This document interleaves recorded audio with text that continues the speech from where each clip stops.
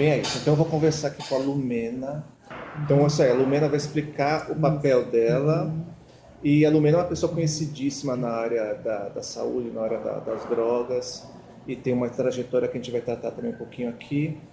E eu espero que essa entrevista ajude a elucidar algumas coisas sobre o programa de Braços Abertos, que é o nosso assunto principal aqui hoje. Lumena, muito obrigado, viu? Tá, obrigada a você por me interessar por esse assunto, né? Então, Lumena, fala um pouco da sua, como dizem os usuários de crack, fala um pouco da sua caminhada. Nossa, tá. Não, na verdade eu sou psicóloga, sanitarista, trabalho aí há 30 e poucos anos no SUS, tive em vários espaços diferentes de gestão, enfim, fui secretária municipal de saúde, em Mauá, fui secretária de Justiça de São Bernardo, foi duas experiências que também me permitiram viver intensamente a implantação de uma rede de cuidados em saúde mental e álcool e drogas. Fui secretária da SAS, no Ministério da Saúde, que é a área que cuida da assistência, cuida também, portanto, da Política Nacional de Álcool e Drogas, de Saúde Mental, enfim. E estive no ano passado, no finalzinho de 2015, 2016 todo, tive uma experiência muito importante para mim, de ter trabalhado com Padilha, no município de São Paulo, no programa de Braços Abertos pela área da saúde. Deixa eu contar uma coisa. Uma vez eu fui num encontro do Conselho Nacional de Juventude que discutia a questão das drogas. E foi uma técnica de São Bernardo. E ela apresentou o que eles tinham em São Bernardo com relação à saúde mental. E a pessoa que estava lá de Salvador, ela assistiu aquilo.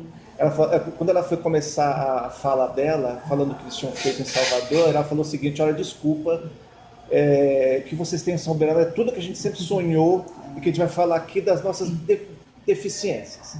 Então, assim, o que tinha em São Bernardo que era tão elogiado? Foi na época do Luiz Marinho? Sim, na época do Luiz Marinho, foram 2 mandatos do Luiz Marinho. No primeiro mandato, Arthur Fiora era secretário adjunta.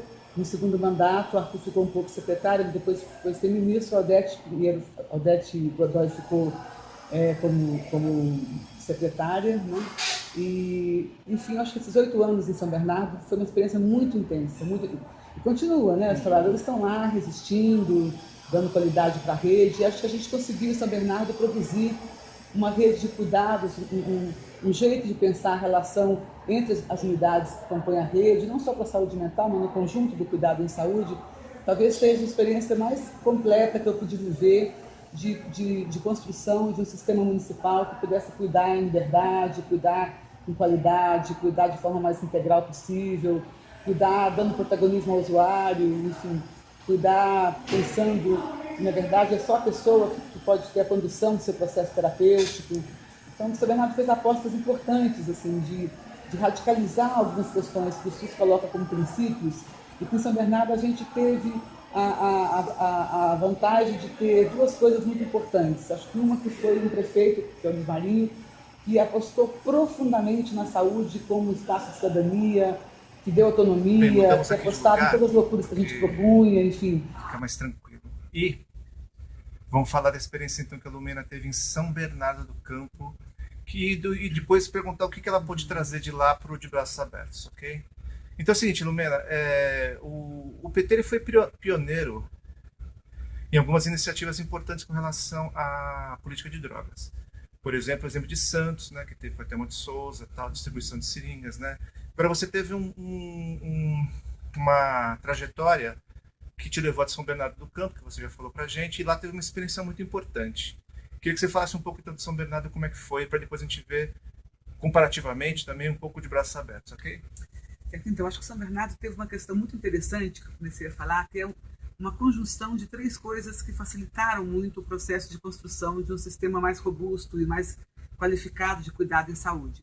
Primeiro, um prefeito, que era o Luiz Marinho, que apostou fortemente na saúde, um prefeito que apostou na possibilidade de ter um sistema público que fosse melhor, né, que fosse um sistema público que desse conta de cuidar bem das pessoas. Ele tinha uma convicção de que era importante e era possível fazer um SUS qualificado na cidade. Depois a gente teve a possibilidade, quando Arthur Fiora foi secretário adjunto na primeira gestão do Marinho, a gente teve a possibilidade de contar com trabalhadores fantásticos, pessoas que já estavam na rede de São Bernardo, pessoas que vieram de fora para poder compor essa rede, né, de várias formas, em vários momentos, e pessoas que se encantaram com essa possibilidade de construir de verdade um sistema que desse certo, que tivesse sentido para as pessoas. E uma cidade com história de movimento social grande, uma população mobilizada, organizada, que também veio junto com a gente nessa discussão de um SUS de qualidade, de políticas públicas de qualidade. Então a gente tinha esses ingredientes todos ali ao mesmo tempo, né? O Marinho topava comprar com a gente algumas disputas.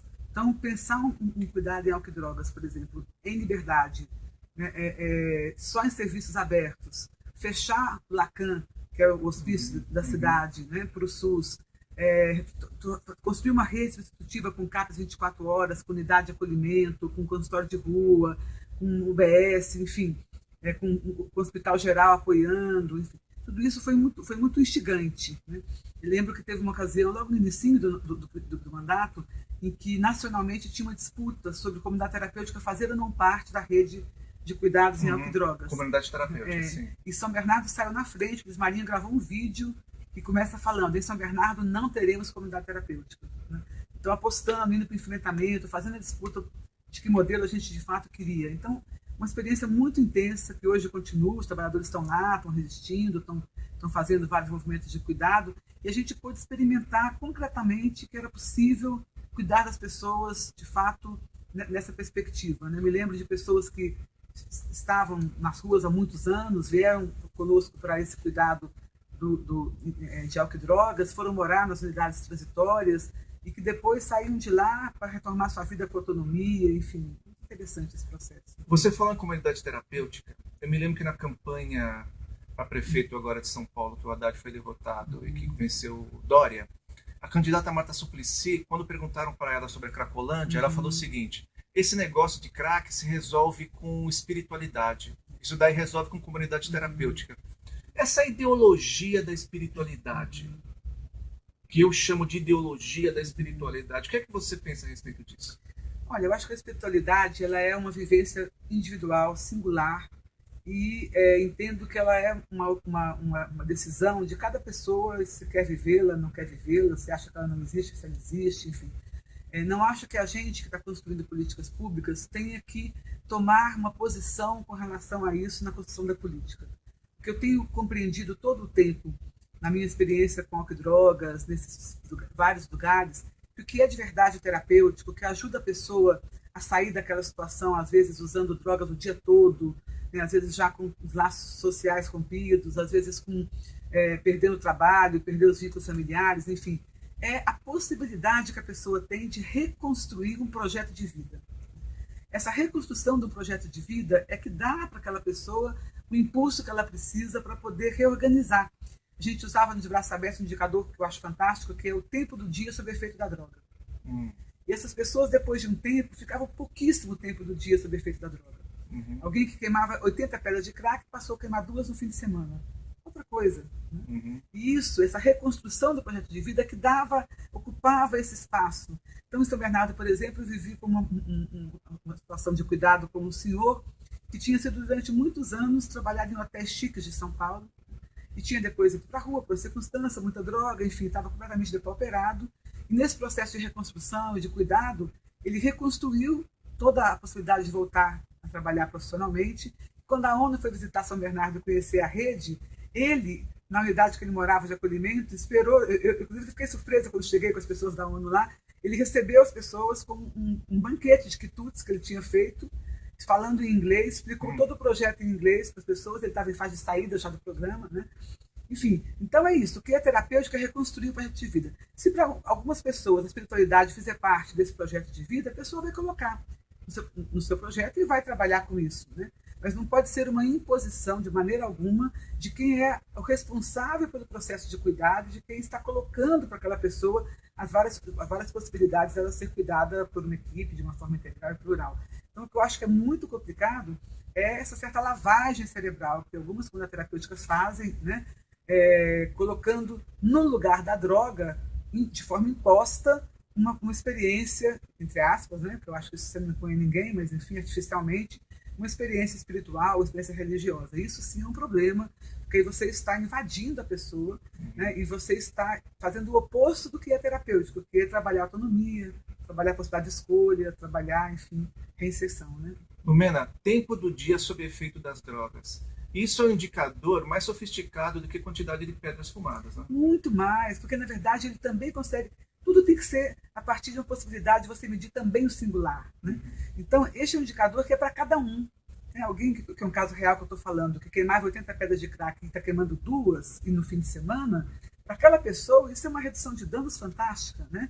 Redução de danos na perspectiva de ampliação de vida. Redução de danos não é trocar a seringa, trocar um negócio, dar um insumo, isso pode fazer parte, lógico, como dispositivo, mas a redução de danos que a gente trabalhou fortemente no de braços abertos, também em São Bernardo, em Malife, na política nacional também está colocado assim, é redução de danos como ampliação de vida, redução de danos como possibilidade de você ir ampliando o lugar da vida no seu processo de viver. Eu sempre dou um exemplo, não sei se você, eu, por exemplo, tomo vinho todos os dias. Chego em casa, quando eu era secretária de Mauá, chegava em casa 10h30 da noite, estava lá me esperando com um copo de vinho, a gente tomava um copo de vinho cada um, conversava, comia, né? Só que é uma droga, né? Vinho é droga. Agora, que lugar que aquela droga estava ocupando no meu dia? Um lugar pequenininho, um lugar do relaxamento, um lugar que me atrapalhava de trabalhar, de cuidar dos filhos, de namorar, enfim, né? Então, a questão não é uma questão hipócrita, é uma questão moral, não as drogas. É que lugar a droga está ocupando na vida das pessoas, né? Acho que esse indicador ele é muito legal, porque ele nos ajudava muito a fazer esse manejo mesmo, tanto do coletivo, vendo quantas pessoas estão conseguindo, no geral, como no indivíduo, para cada um, negociando com a pessoa, esse lugar da droga, enfim. Né? A assistência tem um plano individual de atendimento, e a saúde tem um plano individual de tratamento. Projeto terapêutico singular. Projeto terapêutico singular. Como é que vocês casavam isso dentro de São Bernardo e no de Braços Abertos? Olha, eu sempre brinco que a coisa mais fácil do trabalho interdisciplinar é falar dele. Né? Que eu vou te contar aqui o que eu quiser, vai ficar tudo certinho. Né? Na verdade, no cotidiano das várias equipes que eu já acompanhei, é uma disputa, é um desafio, é um esforço. Né? Muitas vezes dava certo. Em São Bernardo a gente tinha uma possibilidade de fazer um trabalho a partir da saúde. A saúde tinha uma certa coordenação do processo. Em São Paulo, no Braços Abertos, era um pouco diferente isso. Mas nos dois lugares, a gente tinha sempre uma abertura e um esforço muito grande das equipes de conciliar os seus vários dispositivos, como o PIA, como o Projeto Terapêutico Singular. Isso muitas vezes dava certo, a gente conseguia fazer, outras vezes não dava, a gente ficava com diferentes pressupostos, enfim. Então, sempre que a gente conseguia que o usuário fosse o centro e ele coordenasse um pouco, e ele articulasse um pouco mais essa discussão do que é importante para ele, era mais fácil. Quando ficavam técnicos disputando visões de mundo, era mais difícil. Né? Acho que é isso mesmo, a vida é sempre assim. Né? Então, eu acho que essa construção do trabalho interdisciplinar ela é central. Não, acho que é impossível cuidar em álcool e drogas com um setor apenas, que seja saúde, que seja assistência, que seja trabalho, enfim. Acho que esse esforço de política intersetorial ela é vital, acho que ela foi central nesses lugares todos que a gente está falando aqui, ela foi central na construção da política nacional também, né? Que construímos nos outros governos antes do golpe. Então, eu acho que essa tensão da construção intersetorial ela não pode nos desanimar. Muita gente, às vezes, lê lá tudo bonitinho no papel, quando vai fazer e tem desafios, fala, é impossível. Não é impossível, é super possível. Né? Mas é isso, tem hora que dá certo mais, tem hora que dá certo menos, e a gente vai construindo e vai fazendo aí essa tensão boa aí da construção real da vida, né? A intersetorialidade é um dos grandes desafios da gestão pública, com certeza. Mas ela pode ser levada à frente. Com certeza, eu acho. Cada vez mais eu acredito menos aposto menos em políticas que se acham fechadas numa única perspectiva. Né? Acho que estamos falando de álcool e drogas aqui hoje, que esse é o tema, mas poderia pegar muitos outros temas da saúde e não tem como a gente trabalhar sem ser uma perspectiva intersetorial. Né? E é claro que não é simples, porque cada secretaria tem o seu tipo de profissional, claro, tem os seus jargões, tem até a sua carreira profissional, tem a sua legislação, seu código de ética, e aí é um desafio imenso. Nós fizemos de Braços Abertos uma experiência muito interessante, que foi com a Guarda Civil Metropolitana. Né? Como quase todas as pessoas que se preocupam com defesa de direitos humanos e tal, todos nós temos questões quando fala que vai entrar a polícia de alguma forma dentro das equipes de cuidado, né? Mas a gente sabe que profissionais comprometidos temos em qualquer lugar, né? E a gente tomou uma decisão de Braços Abertos, o secretário Mariano, que coordenava todo o programa de Braços Abertos, e também a GCM, né, a Guarda Civil Metropolitana, apostava fortemente nisso, e ele propôs criar um grupo da GCM de redução de danos, uma inspetoria de redução de danos.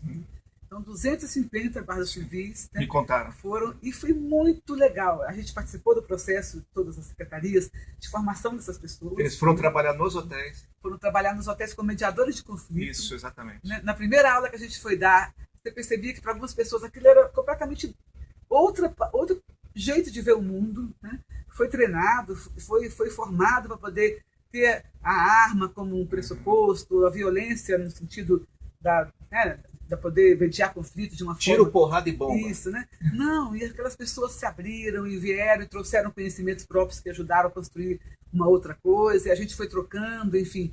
E no início, quando eles foram para os hotéis, eu participei do processo de formação deles específico para ir para os hotéis, e alguns falavam, eu vou tentar só porque o meu secretário pediu, mas eu vou ficar nem uma semana nesse negócio, como que eu não posso ser com arma, como que eu tenho que fazer? E depois se apaixonaram pelo trabalho nos hotéis e foram fundamentais, né, para ajudar a mediar os vários conflitos que aparecem de forma forte dentro dos hotéis, enfim. Infelizmente foram retirados pela gestão do prefeito Dória logo no início de janeiro, mas para dizer de uma ação intersetorial que muita gente desacreditava e que foi potente, importante, enfim, né, e muito, muito mostrando como de verdade a gente pode fazer coisas inovadoras, fortes e de forma intersetorial. Né? Isso é uma inovação muito grande, porque na Cracolândia, antes de Braços Abertos, no início, a Polícia Militar e a GCM, elas assistem o conflito e enquanto ninguém está deitado no chão desmaiado, eles não fazem nada, eles deixam o pau comer. E aí então é uma postura completamente diferente. Né? E aí eu queria dizer uma coisa que a gente tem pouca oportunidade de dizer, que é da Cracolândia. Né? Hoje tem a Craco Resiste, vários movimentos, e alguma parte da sociedade tem tentado desqualificar esses movimentos, como se nós, que fazemos parte de vários coletivos que estão preocupados aí com a violência que está sendo feita ali, estivéssemos defendendo a Cracolândia como ela estava. Sim. Né? Não conheço ninguém que trabalhe com política pública seriamente que defende a Cracolândia como ela estava. Uhum. A Cracolândia, ela era, por conivência da polícia paulista, né, civil e militar, ela era, há muitos anos, continua sendo, um território livre do tráfico. Uhum. É um absurdo a gente ver o tráfico tendo seus disciplinas, que eles chamam, agindo violentamente com relação aos usuários, impondo uma lei. Né? A primeira vez que eu entrei, quando cheguei para trabalhar todos os dias ali no território, que eu entrei dentro da Cracolândia, junto com os trabalhadores da saúde, veio uma disciplina do tráfico, me parou, falou, está vista, está fazendo o que aqui? Enfim, estou te registrando e tal. Um território com dono, né? E o dono privado, um território privatizado pelo tráfico, com as disciplinas andando armados, impondo aos usuários muitas restrições violentas, enfim. E nós, enquanto Poder Público Municipal, denunciamos muitas vezes tudo isso para o DENARC, para a Polícia Civil e Militar no Estado, fazendo nosso papel institucional de pedir o apoio do Estado. É claro que o Estado sabe, né? Porque imagino que, se eu que sou psicóloga sanitarista sei, imagino que a inteligência da Polícia Paulista também saiba, que não é prendendo 10 ou 15 pessoas vulneráveis que estão ali repassando a droga naquele lugar que vão mudar a cena de tráfico da Cracolândia. Né? Claro que tem um serviço de inteligência que vai ter que ser em outro lugar, enfim, né, com outras pessoas que são os chefes dali, que não são aquelas pessoas de jeito nenhum. E são parênteses, o cinismo do governador era tão grande que ele reclamava que a Dilma não impedia que a droga entrasse pelas nossas fronteiras, que são milhares de quilômetros. E ele não conseguia impedir que a droga chegasse em 100 metros de rua de Bueno. Mas não é só que não impedia, né? A gente tinha, e é claro que isso eu não posso afirmar porque eu não tenho nenhuma prova, né? Mas o que corria ali do murmúrio dos usuários era, enfim, agora teve até pessoas presas dentro da polícia, uma certa investigação, que a propina, enfim, né, corria muito solta. Tivemos situações em que morreu, né, um usuário foi baleado, enfim, porque a Polícia Civil estava lá dentro, né, negociando alguma coisa que eu não sei o que com os traficantes, né, fecharam lá um bar, enfim, e aí chegaram atirando e acertaram 2 usuários. Então, é muito complicado. E uma conivência, uma última questão, é um laboratório onde as vidas não valem. Então, no ano passado, chegou uma droga nova na Cracolândia, uma pasta preta. Em uma semana, 70 pessoas passaram mal. 50 foram atendidas por nós da saúde. 17 internadas com gravidade, 2 morreram antes de chegar ao socorro. parada cardíaca súbita.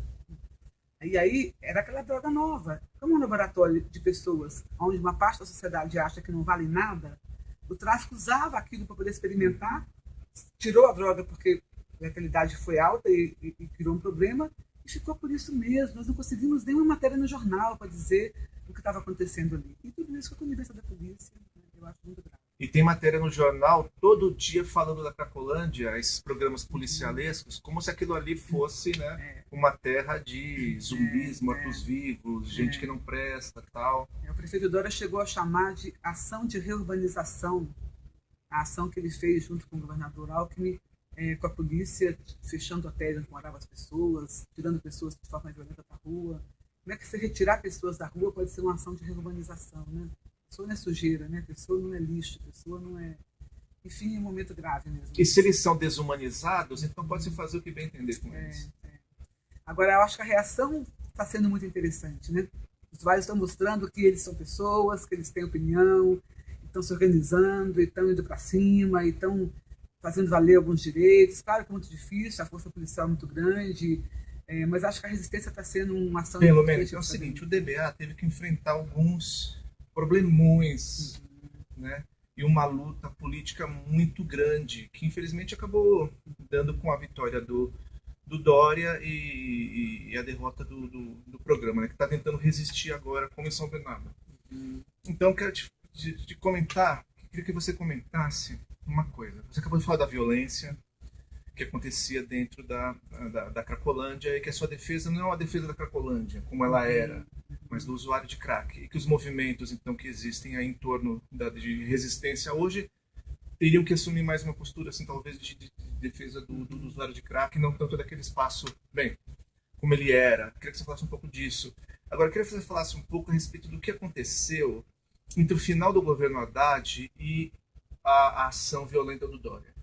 Porque as informações que eu tenho é que aquele ali degringolou completamente. A polícia abandonou, tanto que houve casos de assassinato até relatados na mídia, de alguém que foi lá resgatar de uma clínica, né, uma usuária de crack, e acabou sendo morto lá dentro, porque disse que era comando vermelho, uma bobagem assim. Ele falou uma besteira assim, parece que foi assassinado. Então, os assassinatos estavam acontecendo ali, naquela região, o lixo foi acumulado, e a mídia depois filmou aquilo tudo e falou: isso daí é o de braços abertos. Então, eu queria que você falasse um pouco do que você acha que aconteceu aí, depois que terminou o governo Haddad e a ação do Dória. A gente já percebeu no final do ano passado que chegaram pessoas diferentes na região da Cracolândia, né? Que as pessoas chamavam de cariocas, eu não sei te dizer quem são, né?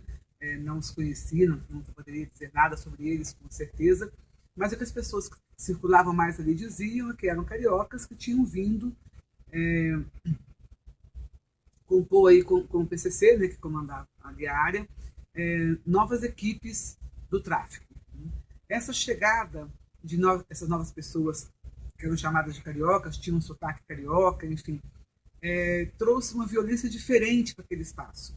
Existia uma certa regra na Cracolândia de convivência, como circular, como não circular. Alguns usuários que estavam ali, moradores, pessoas em situação de rua, tinha uma certa proteção. E eles chegaram com uma nova ética, uma nova regra.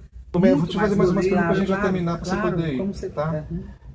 Eu ouvi alguns técnicos dizendo que tinha a ideia de uma evolução no sentido de cada vez mais longe para sair do programa. Mas, pelo que você está me dizendo, alguém poderia estar em qualquer hotel e de lá ele já ser uma porta de saída do programa. Com certeza. Tem pessoas que estavam no Zezinho e conseguiram sair do programa, por exemplo, né? E também tem uma questão que, às vezes, você precisa trocar a pessoa de hotel, acontecer uma questão ali relacional. Então, não é uma coisa rígida, né? Eu começo no hotel pertinho. Tem até alguns usuários que no início falavam: não quero ir para a freguesia, lá é muito longe daqui, vai que eu não consigo deixar isso aqui. Tinha gente que falava isso, eu queria ficar ali mais no centro, enfim, né? Mas eu acho que o mais importante, na verdade, não é tanto isso. Acho que dentro do fluxo não tem sentido mesmo ter hotel. Né? Acho que isso a gente percebeu muito rapidamente e resolvemos também rapidamente, né? Mas acho que a distância que hoje tem os hotéis é uma distância possível de você trabalhar, né? Deixa eu falar uma coisa, são 390 beneficiários que ainda estão nos hotéis, pela conta que eu tenho. Essa mais ou menos a conta? Eram 500, né? Eram 500. Nos 500 você tinha, porque o de braços abertos era um programa voltado para adultos, mas a gente acolhia famílias. Então você tinha mãe com filhos, casal com filhos, né? Pai sozinho com filhos, acho que não tinha em dezembro. Então você tinha algumas crianças, eram 32, 33 crianças que tínhamos lá, nasceram 7 crianças de braços abertos no ano passado, eu acho isso me deu uma vitalidade enorme, né? É uma questão importante. Então, mas a maioria eram adultos, né? Então você tinha 500 vagas, né? até dezembro, e chegaria a 1.000 em junho desse ano. Né? Na questão das mulheres, é importante fazer uma denúncia, que você pode nos ajudar a repercutir. E agora, este ano, isso se tornou um grave problema. Estou até conversando com algumas entidades que podem tomar alguma medida. Há um sequestro de bebês de mães que são em situação de rua ou usuários de drogas. Sim, né? sim. Algumas usuárias nossas de braços abertos que moravam conosco nos hotéis, estavam trabalhando, depois que engravidaram, não estavam mais usando droga, estavam guardando dinheiro do trabalho para poder comprar as coisas do bebê, estavam se organizando, já tinham comprado berço, enfim, estavam todas, né, comprando coisinhas para o neném e tal. Quando chegavam no hospital para ter o filho, que sabiam que tinham sido usuários de droga, achavam que era usuário de droga, existia uma organização para tirar o bebê. Teve algumas que a gente teve que ir para dentro e falar, ela vai sair com o bebê daqui. Né? Teve uma que a gente teve que conseguir chamar a mãe, para a mãe vir junto e bancar que ela saísse com o bebê. Enfim, isso é uma máfia, né? Uma máfia. A gente está sabendo que este ano as mulheres da Cracoa estão ficando piradas, porque vão para lá. Né? Santa Casa de São Paulo, inclusive, é um lugar que a gente tem ouvido coisas, eu não tenho certeza, porque não estou acompanhando de perto, mas vale a pena investigar, que as mulheres vão e saem sem as crianças. Outro dia teve uma crise lá na Cracolândia, porque uma mulher chegou enlouquecida, porque tinha ido ter o filho e voltou sem neném. E aí a polícia estava lá tentando contê-la violentamente. Eu falei, gente, se tirasse meu filho, ela foi muito leve, né? Não sei nem o que eu quebrava, o que eu fazia, onde eu ia para poder fazer valer o meu direito de ter meu filho, né? Essa é uma agenda que a gente precisa olhar para ela com cuidado. Né? Antes do De Braços Abertos, Santa Casa era o caso típico. As assistentes sociais diziam, quando vai para a mulher entra em trabalho de parto, vem um carro da polícia, leva para Santa Casa, tiram o bebê. É isso, é um absurdo. Completo, então voltou o esquema antigo. É o que eu tenho ouvido. Eu não estou acompanhando de perto, mas eu tenho ouvido muito fortemente essa conversa das pessoas que estão no centro. É uma tristeza isso, muito grande. Legal, Lumê. Nós falamos de intersetorialidade, falamos de redução de danos. Agora, com relação para a gente encerrar aqui, como você localiza essa experiência do De Braços Abertos dentro de uma perspectiva maior daquilo que houve dentro do Brasil e daquilo que você tomou contato internacionalmente? Olha, essa agenda é uma agenda muito importante nas disputas que a gente faz na área da saúde internacionalmente. Quando eu era secretária da SAS, eu ia junto com o ministro Arthur Pioro na Assembleia Mundial de Saúde, né, em Genebra, onde todos os países estão juntos, construindo uma agenda anual para a saúde.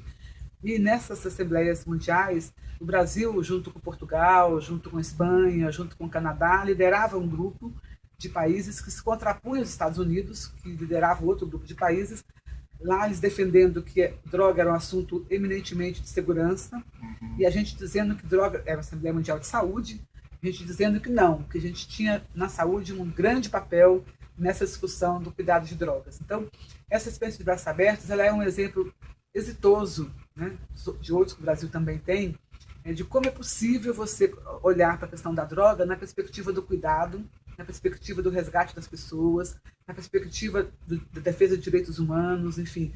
E isso não é à toa que o De Braços Abertos foi reconhecido internacionalmente. A Open Society fez uma pesquisa em vários países, escolheu 3 experiências no Brasil para poder dizer que eram experiências fortes, que marcavam a possibilidade desse cuidado nessa perspectiva que internacionalmente se constrói como uma boa perspectiva, né, junto com países que hoje têm feito a diferença nessa discussão do cuidado e liberdade. E ela foi reconhecida internacionalmente para isso, né, ganhou reconhecimento internacional, certificado, enfim. E não é a gente que está dizendo isso, foram organismos internacionais que vieram olhar de forma isenta o que estava acontecendo no Brasil, porque justamente ela vem ser um exemplo concreto daquilo que a gente conseguiu colocar na política nacional, né, que infelizmente está sendo desmanchada aí nos governos golpistas, mas que eu acho que é vital essa disputa. Né? É uma disputa de mundo, na minha opinião, não é só de uma política. Né? De um lado, alguém que acha que tem um mundo onde as pessoas têm diferente valor. Então, a sua vida e a minha, que somos brancos, estamos aqui, né, somos de classe média, estamos ligados à universidade ou a um trabalho X, nossa vida tem um pouco mais de valor. E aquelas pessoas que estão em situação de muita vulnerabilidade têm uma vida que não tem tanto valor assim, né? Então não precisa caber todo mundo no projeto de mundo.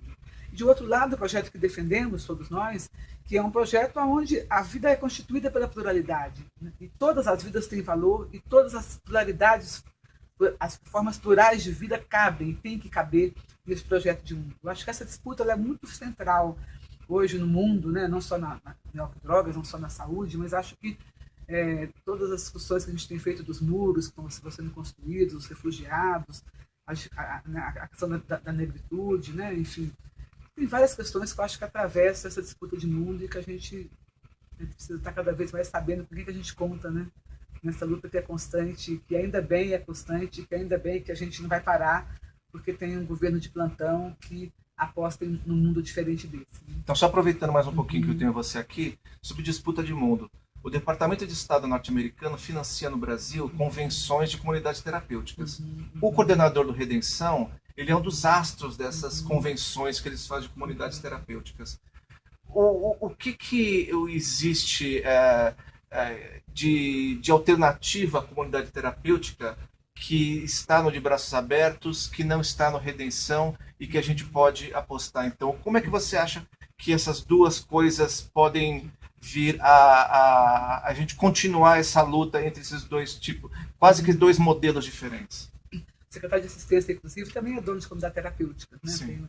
Então, eu acho que isso aí acaba sendo uma certa exemplificação. O secretário de assistência do município, Sim. atual, Sim. aquele de Barbinha, Barbinha, o secretário de município hoje, sim, de São Paulo, sim, é dono de comunidade Paulo, terapêutica? Ficou no lugar da Soninha. Né?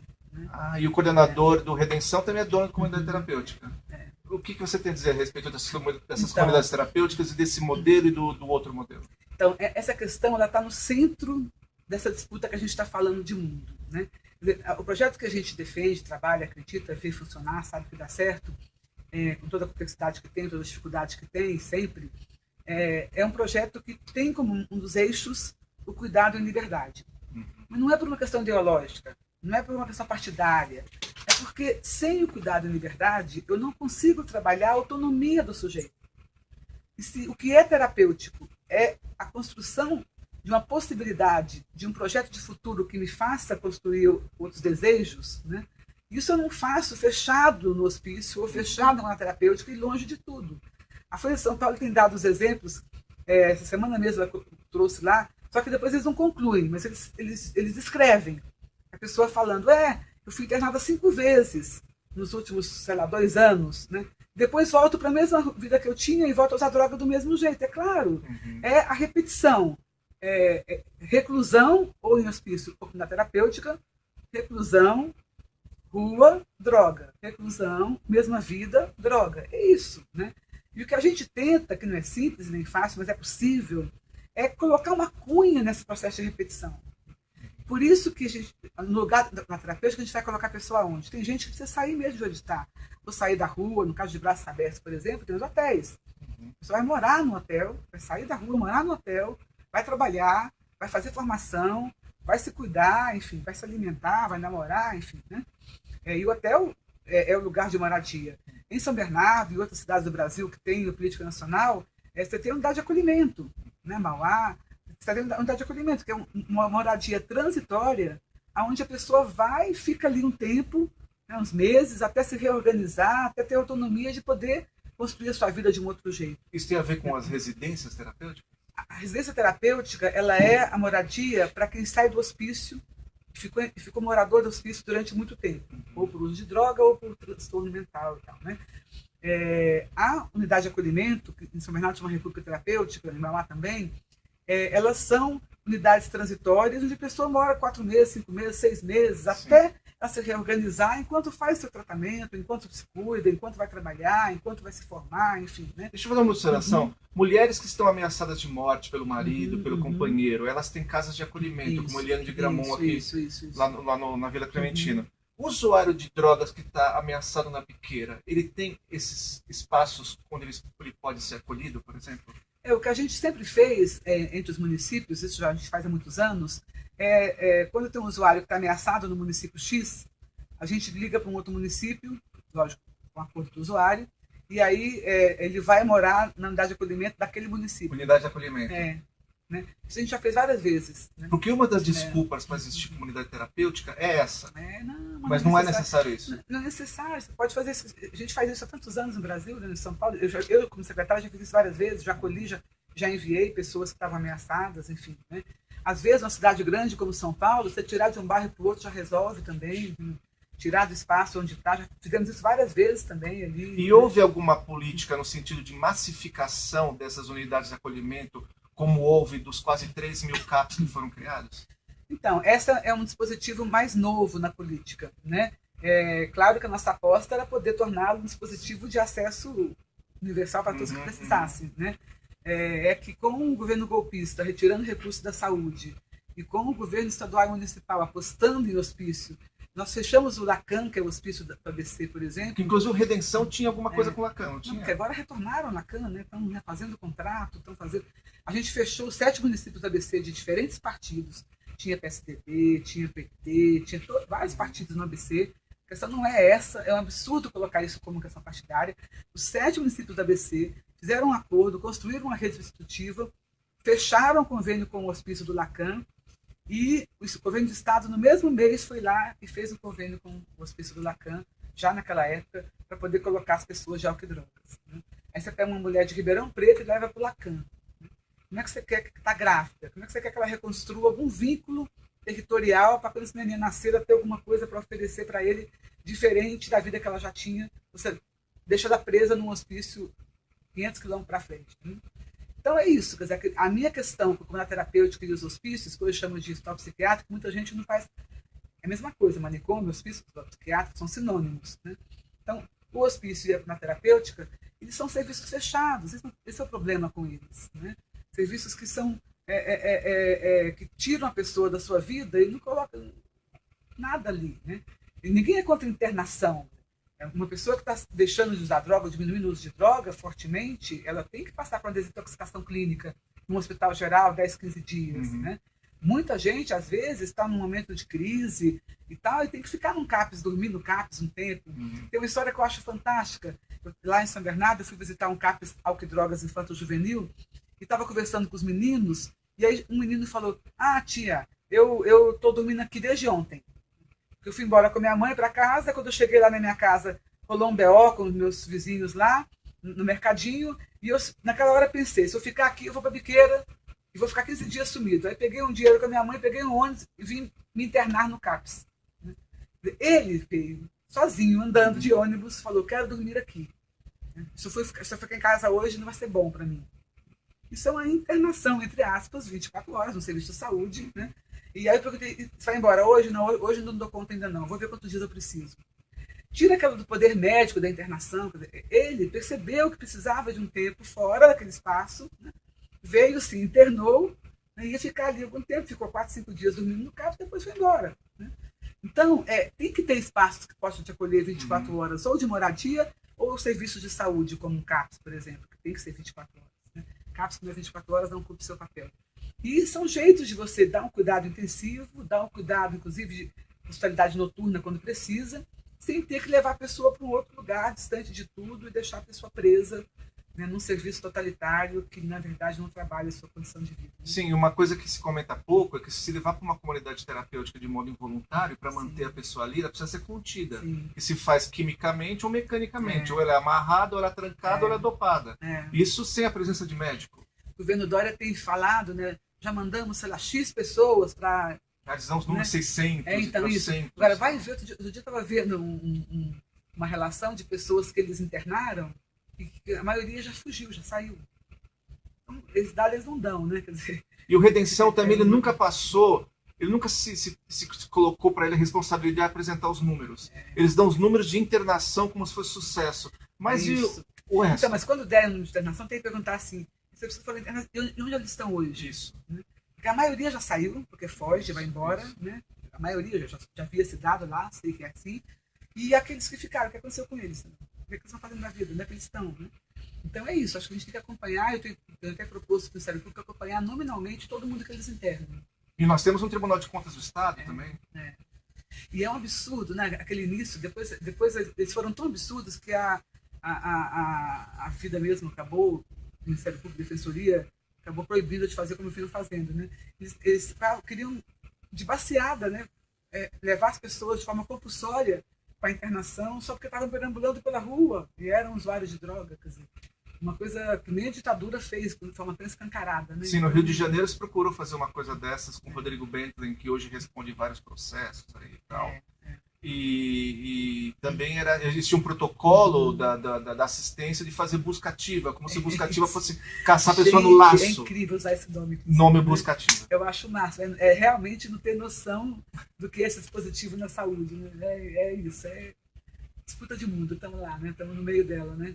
Tá bem, Leomena. Muito obrigado, viu? Nada. E parabéns pelo tema. Acho que a gente precisa mesmo falar disso e cada vez mais circular, enfim, né? Nossas várias opiniões e visões sobre o que está sendo disputado hoje no Brasil. Né? Obrigado. Nós estamos aqui na biblioteca da PUC, num porão. E é isso aí. Até mais. Valeu. Puta, que legal, viu?